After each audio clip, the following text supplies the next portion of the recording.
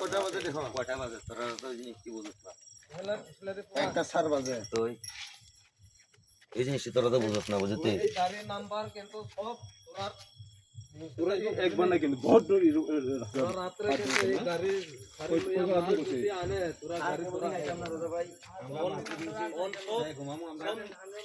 সব কিন্তু এই গাড়ির নাম্বার সব আমরা আমাদের একটা দুটো সিসি গাড়ি হ্যাঁ